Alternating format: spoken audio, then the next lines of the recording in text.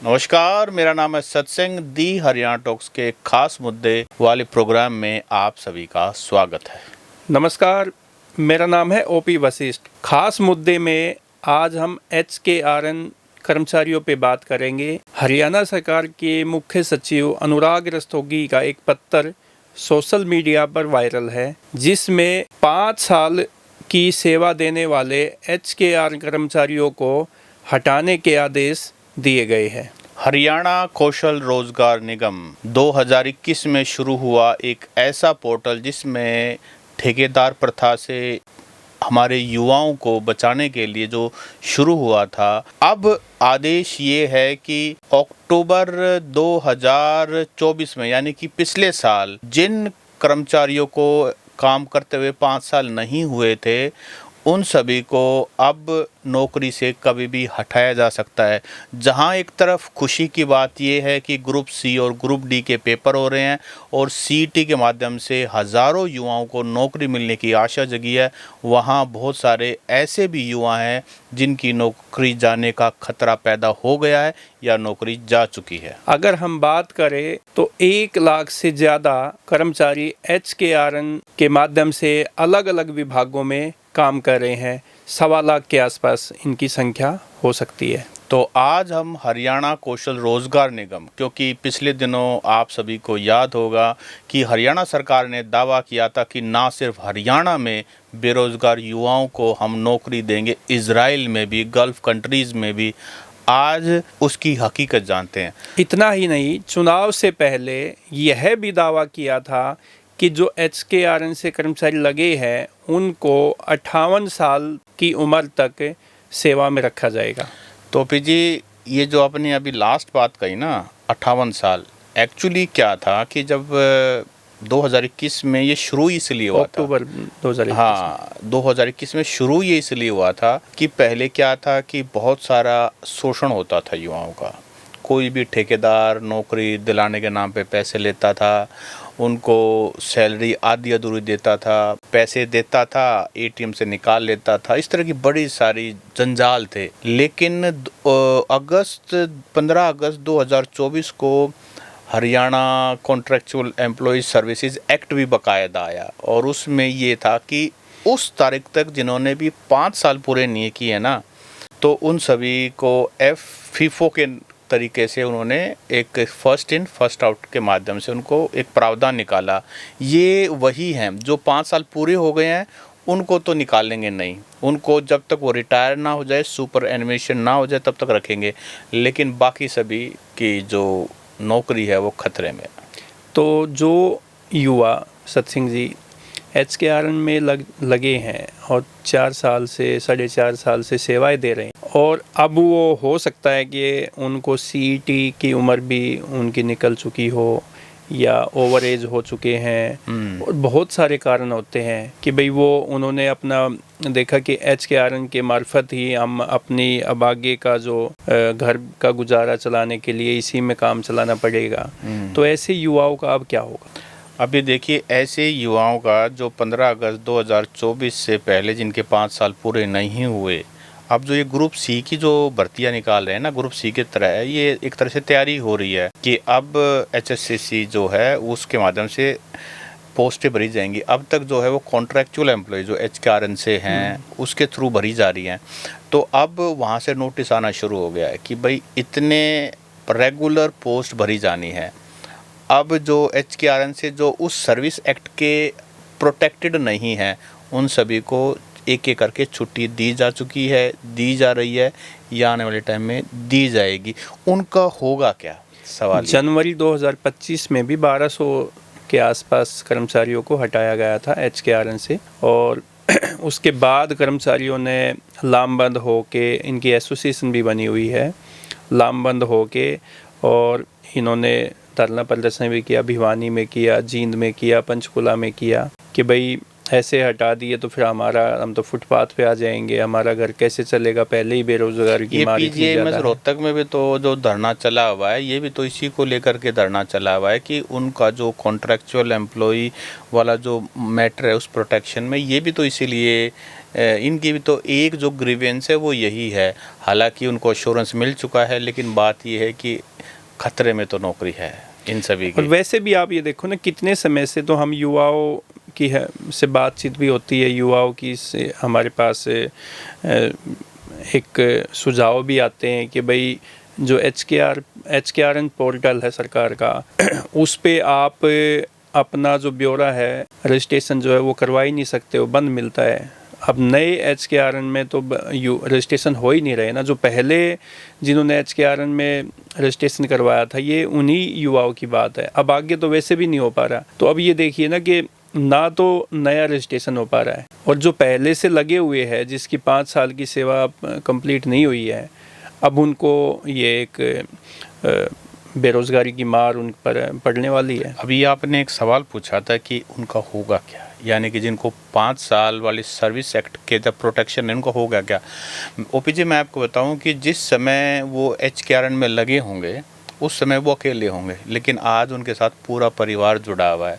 आज उनके बच्चों की स्कूल फीस है, EMI है, माँ बाप की दवाइयाँ हैं, घर का हर महीने खर्च होने वाला राशन के पैसे हैं, पूरा पेट जुड़ा हुआ उसके साथ। यानी कि एक इस तरह के एम्प्लॉय को निकाला जाता है तो भूखा सिर्फ वो अकेला नहीं मरेगा, उसका परिवार मरेगा, उसका परिवार जिसमें उसकी बीवी, 2 बच्चे भी होंगे, बूढ़े माँ बाप भी होंगे।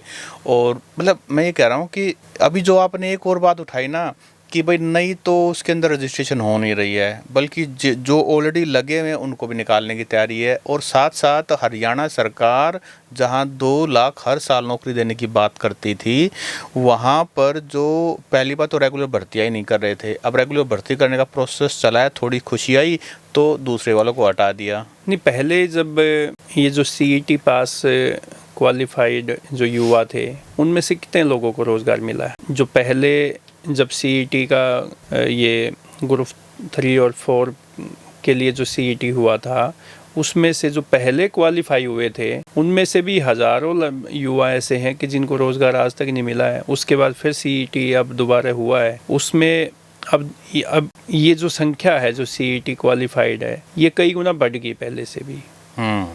और रोज़गार जो है वो लिमिटेड ही है सरकारी विभागों में। तो आप ये देखिए ना कि HKRN के हटा के CET क्वालिफाइड युवाओं को नियमित नौकरी दी जाएगी। अब लेकिन बात ये है कि जो बच्चे पहले काम कर रहे थे, जो पहले विभागों में काम कर रहे थे, चाहे उनको वेतन मिलता था 12, 14, 15 हज़ार रुपये, लेकिन उन्होंने उतने वेतन में ही अपना गुजारे का ना एक सेट कर लिया था कि भाई हमने इतने 15 हज़ार में ही परिवार का गुजारा करना है। लेकिन अब उनको हटा दिया गया तो वो एकदम से 0 पे आ जाएंगे।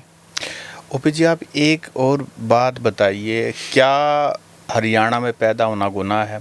अगर कोई युवा अपने 10वीं 12वीं करता है, BA करता है, MA करता है, उसके बाद वो रोज़गार चाहता है तो उसके पास ऑप्शंस क्या हैं?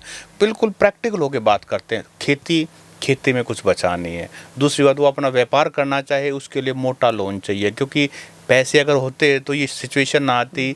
उसके लिए उसके पास कुछ ना कुछ मॉर्गेज रखने के लिए होना चाहिए, वो रिसोर्सेज पहले ही नहीं है। तीसरी बात, सरकारी नौकरी।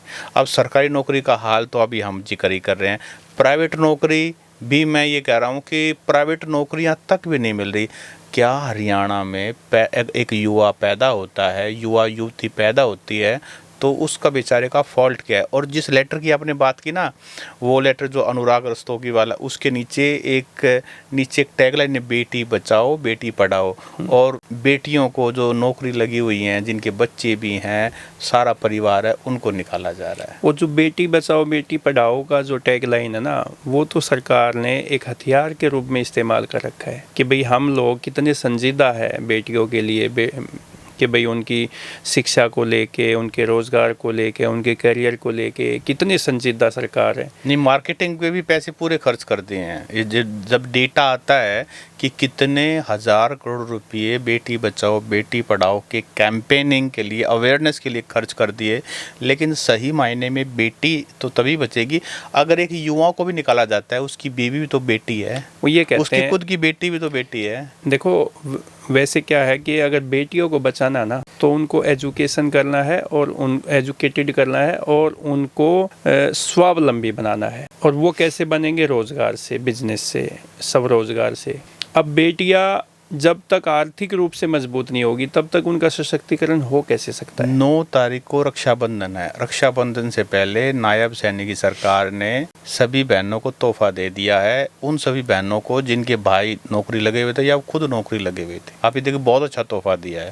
तो रक्षाबंधन पे जो भाई नौकरी HKRN से लगा हुआ था और भाई बहन जब रक्षाबंधन पे राखी बांधने के लिए आएगी तो उस भाई के हाथ से वो क्या पहले उम्मीद करेगी जब वो नौकरी लग रहा था 500 का कड़कड़ा नोट जो है बेबे को देता। भाई देखो जी तो सभी का करता है। देखो बहन भाई का ये ऐसा एक रिश्ता है कि बहन जो है वो ये चाहती है कि मैं अपने भाई की खुशी के लिए सब कुछ न्यौछावर कर दूं, और भाई की ये रहती है कि मैं अपनी बहन को अपने घर से खाली हाथ ना जाने दूं।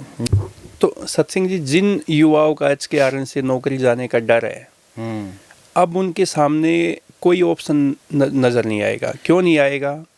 कि एक तो पहले से ही इतने कम वेतन में वो जॉब करने पे मजबूर थे और अब उनकी फैमिली का विस्तार हो चुका है, शादी हो चुकी है, बच्चे उनके है, माँ बाप बूढ़े, जैसा आपने जिक्र किया कि बूढ़े माँ बाप है, उनकी दवाई है, उनका इलाज है, और बहुत सारी ज़रूरतें ऐसी होती है कि जो घर परिवार वाला व्यक्ति होता है उसकी बहुत सारी रिस्पॉन्सिबिलिटी होती है।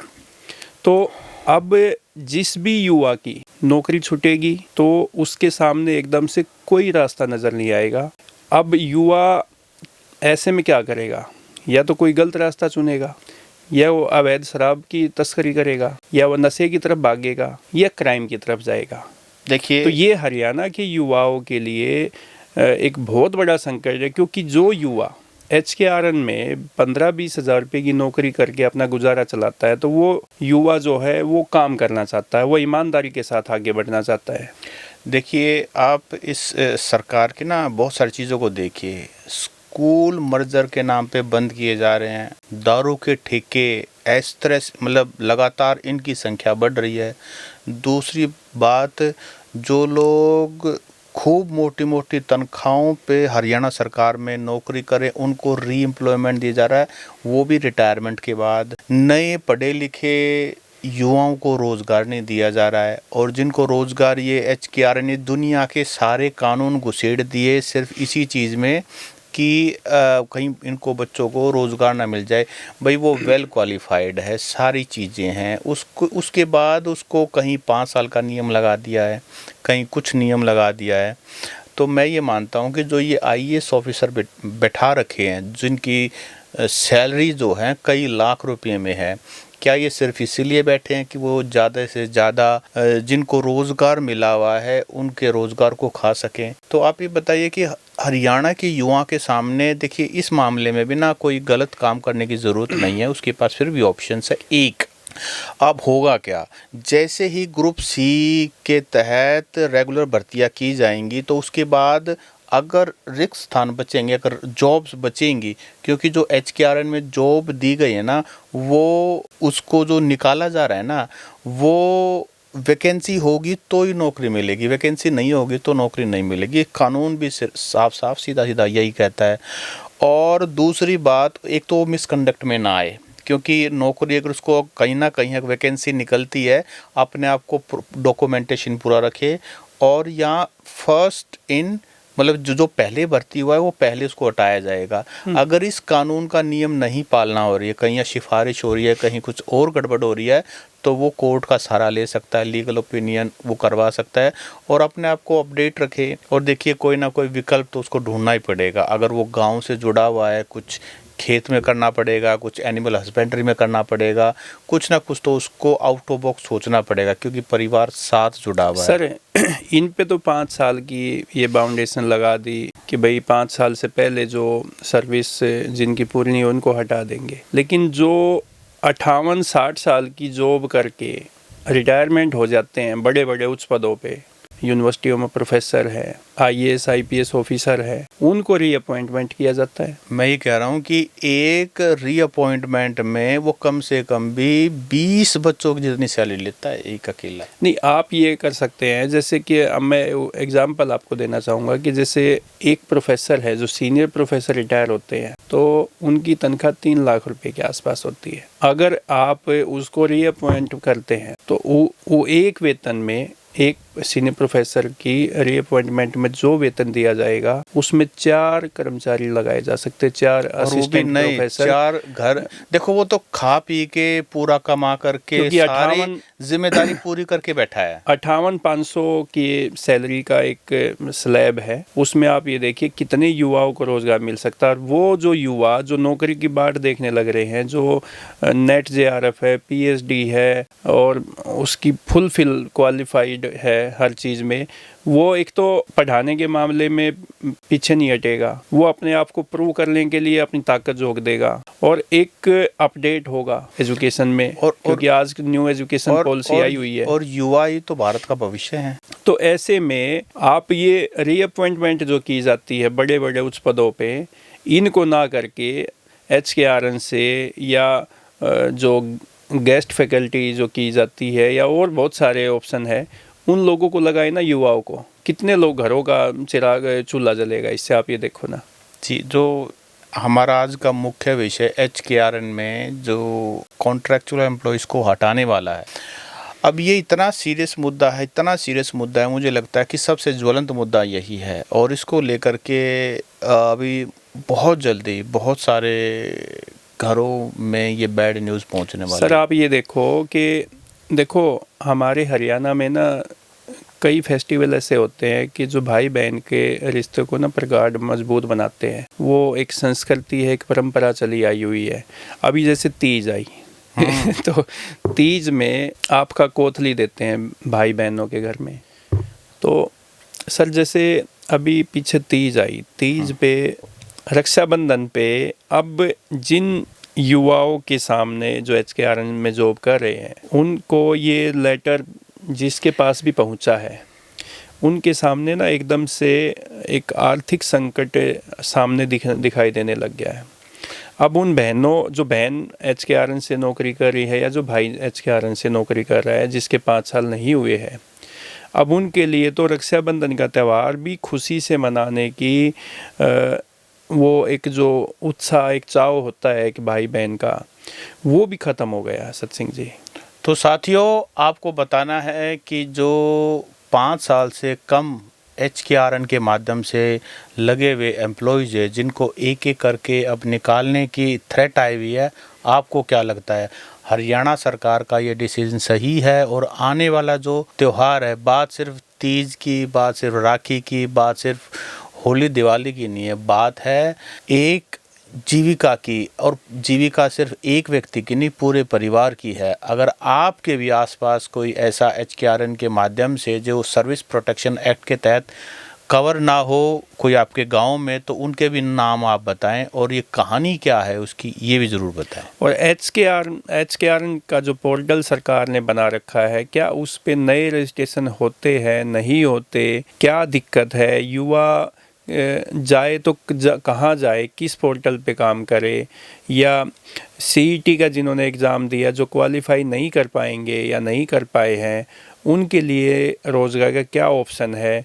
क्योंकि जो 75% प्राइवेट कंपनियों में जो नौकरी देने का एक कानून पास हरियाणा सरकार ने किया था, वो भी अदालत से उस पर भी रोक लग चुकी है कानून पर। तो ऐसे में युवाओं के लिए जो रोज़गार का जो संकट है, उसको लेकर क्या करें, ये आप हमें अपनी राय ज़रूर दें। नमस्कार। नमस्कार।